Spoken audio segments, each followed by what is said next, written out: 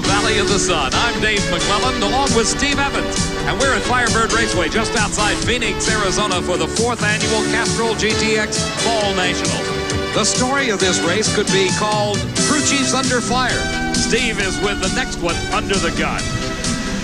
With one more win light, crew chief Tim Richards can save the Joe Amato team all the anguish you went through last year after this race. Yeah, that certainly was anguish, and we thought we were going to have a little bit more of it this year at that first round with LaHaye. He's a tough customer, and you really don't know what's going to happen, but we'll take them as as they come. Our year has been like this. We haven't been the most powerful car out there, but we've been the car to put the most runs in. And you've had one of the best drivers. Well, certainly one of the best drivers. He's bailed us out of a lot of jams. Eddie Hill with a 511, he'll be double tough. He's going to have to slow down about a 517, 518 before I think we can have a chance of beating him. Great job today, though. Well, we tried.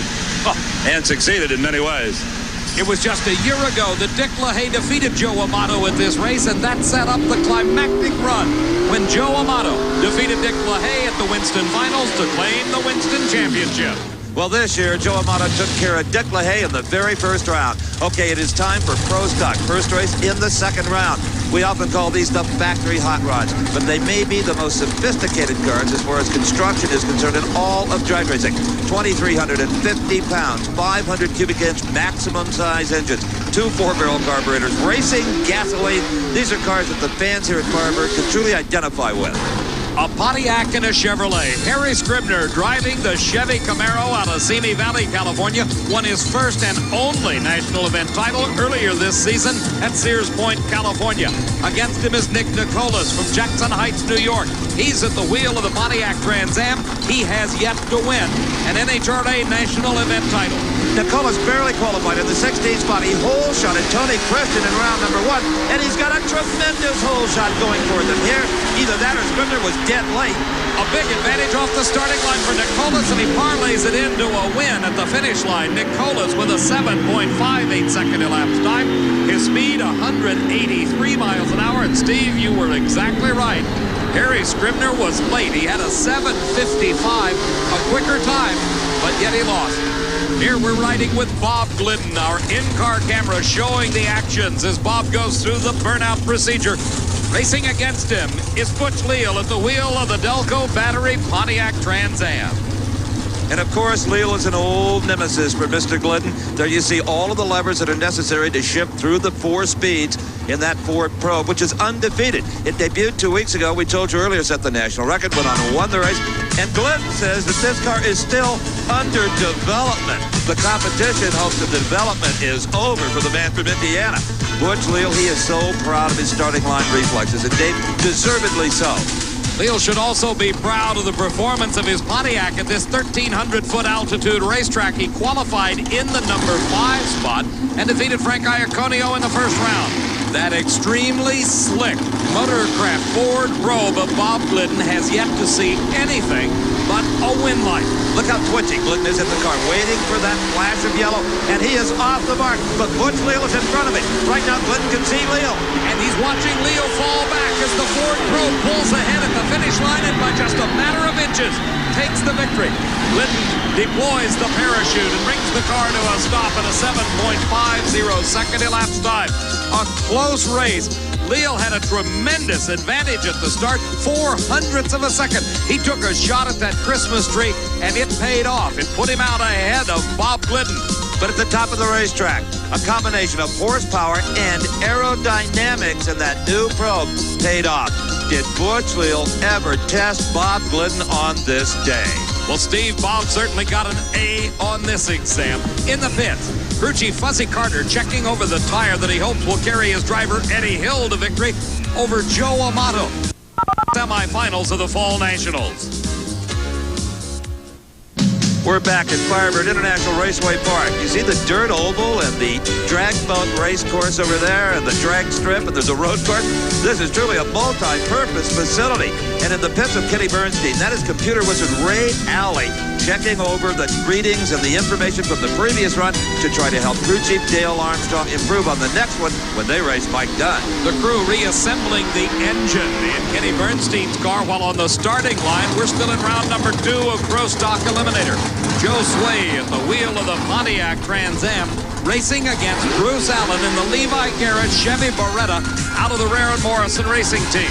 Joe Sway, hailing from Summerdale, New Jersey, qualified in the 15th spot, while his competitor, Bruce Allen, qualified number 3 with a fine 7.48 second elapsed time.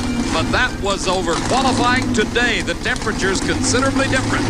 Now, you may have a Chevy Beretta that looks a lot like Bruce Allen. Yours is front-wheel drive. NHRA allows them to go to rear-wheel drive in these Pro Stock cars. The advantage off the starting line was Joe Sway, but he loses it practically immediately. And Bruce Allen powers by with a 7.52 second elapsed time. Something went wrong after Joe Sway left the starting line. He had a big advantage, a hole shot, but Allen had an easy win. On the starting line now is the Oldsmobile of Warren Johnson. Johnson racing against Kenny Delco. Delco utilizing the body style of a Pontiac Trans Am Firebird. The chassis tuning is so critical on these cars. It's not that way with the funny cars in the dragster. They're just solid suspension. But here they've got coil-over shocks and all kinds of adjustments to try to get that car to just carry that front end a few inches off the ground off the start. Kenny Delco beat Kenny Koretsky in round 1 after having qualified in the number 6 position. Warren Johnson, full-time professional for many years out of Duluth, Georgia, with the AC Delco Oldsmobile. He qualified number 2 and is the man here Bob Glidden fears the most. You know, Kenny Delco at the wheel of Flip Speed Shop Special, that's the Pontiac, has got to be concerned about Warren Johnson. While Delco ran a 7.50 in qualifying, Johnson was 0.03 of a second quicker, and that can be almost a car length or more at the finish line. All season long, Johnson has had the quicker elapsed times, double the better reaction times, but not today. They leave dead even. 500 cubic inch Oldsmobile race engine pulling the Cutlass through at a time of 7.50 seconds. His speed 185 miles an hour. Warren Johnson goes into the semifinals. Look just how even this start was. You'll see the front wheels on both cars rise at exactly the same time. And there's that balance I was talking about. They both had that down perfectly. Just before the shift into second gear, they settled back to earth. As they passed the halfway point on the racetrack, Johnson began to make the move. As you can see, he pulled ahead and by a car length maintained his lead over Kenny Delco. That sets up the semifinals of the Fall Nationals Pro Stock Eliminator. Nick Nicholas will go against Warren Johnson. Johnson having the choice of lanes. The other pair in the semifinals finds that classic Ford versus Chevy battle. Bob Glidden against Bruce Allen, with Glidden having the lane choice. On the starting line, our first pair of semifinalists in Top Fuel. It will be Connie Coletta against Frank Hawley, coming up next at the Fall Nationals. We're back at Firebird Raceway. You're looking at the crew for Mike Dunn, putting that funny car back together to face Kenny Bernstein. If they're short-handed, I'm sure Mike can always go over to the Mark Oswald camp. They'd be happy to loan him all the help they possibly could. Oswald looking for any break possible in his battle with Kenny Bernstein for that Winston Championship. The burnouts are completed for our first pair of Top Fuel dragsters in the semifinal round. Connie Coletta will be racing against Frank Hawley. That's Scott Coletta, the second generation of the Coletta family that sits inside a championship drag racing car. He drives the funny car portion of the Coletta team. Frank Hawley at the wheel of one of Larry Minor's race cars. He also owns the car driven by Ed McCulloch, and Dick LaHaye is part of that Minor racing team. Minor came here with 3 cars. 2 of them have already fallen, Ed McCulloch and Dick LaHaye. It is Frank Hawley who now has to carry the banner of the team from San Jacinto, California. Hawley, who, as Dave said, teaches drag racing, so he really prides himself on trying to get off the mark first. But it's Coletta away. Hawley, though, driving around Connie Coletta to advance into the finals. 5.17 second elapsed time, a very creditable elapsed time. Hawley is happy as he gets ready to turn that car off the track, and he goes into the final round. Watching again, you see the advantage that was built up by Connie Coletta. Nearly 0.02 of a second advantage. That's most unusual to find someone getting out on Frank Hawley. watches the power of Hawley's car began to take charge. And on this run, he set top speed of the meet. Steve? As a man with a tremendous sense of history, Frank Hawley, I can tell you, you have just blasted the all-time speed record at 282. Well, that's what we were talking about the round before. Larry's made some changes on the car. We figured we can't possibly get this thing to run the early part of the track, so we've just been working on the top side. And the 277 was probably a middle light, shut it off, and I drove it a little bit further against Conrad. Well, that march on the big end helped the ET to a 517. Well, that's before we left the trailer.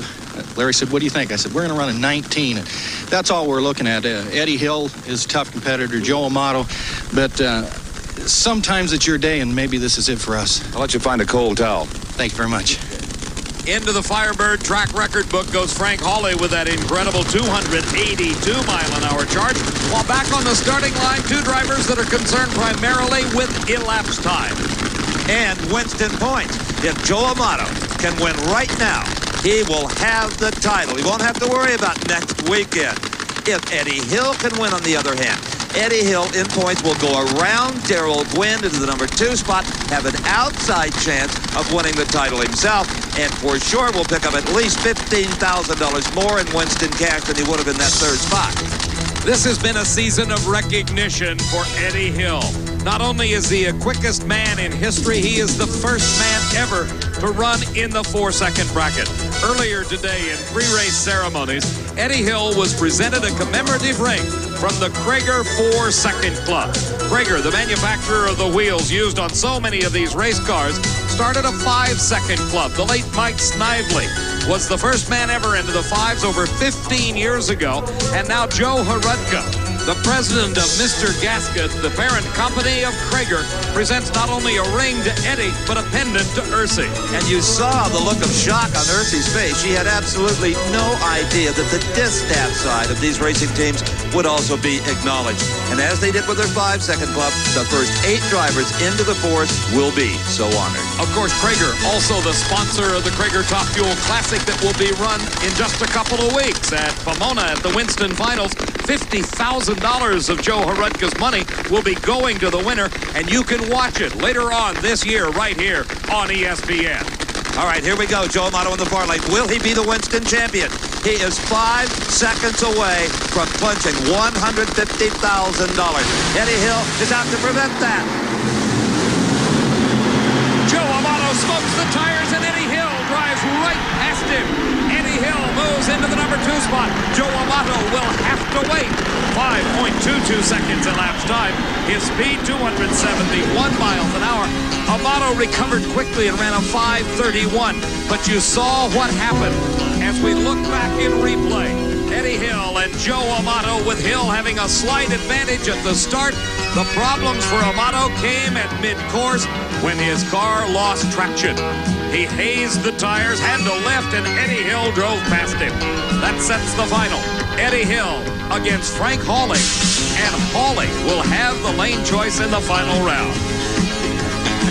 Eddie Hill, you're about to run us all to death meeting down here at the end of the emergency area, but you won. You've denied Joe Amato a Winston Championship celebration tonight. You'll have to wait at least a week. Yeah, and we moved up in 2nd place now. And that's some money. Yeah, it is. A lot of difference. $15,000 difference between 3rd and 2nd. I love it. A 522, you may not love that. Oh, no, that wasn't too cool, was it? I think the thing freewheeled off the line. Maybe it didn't have quite enough rubber laid back down after they scraped it or something. We'll have to think about the final. You had enough steam to beat Joe Amato. The thing ran real good out in the mid-range, seemed like. You lost lane choice. Oh, I did. Yeah. Frank Hawley has. Not too cool. But it doesn't seem to make that much difference here. Eddie Hill. Nothing bothers that man.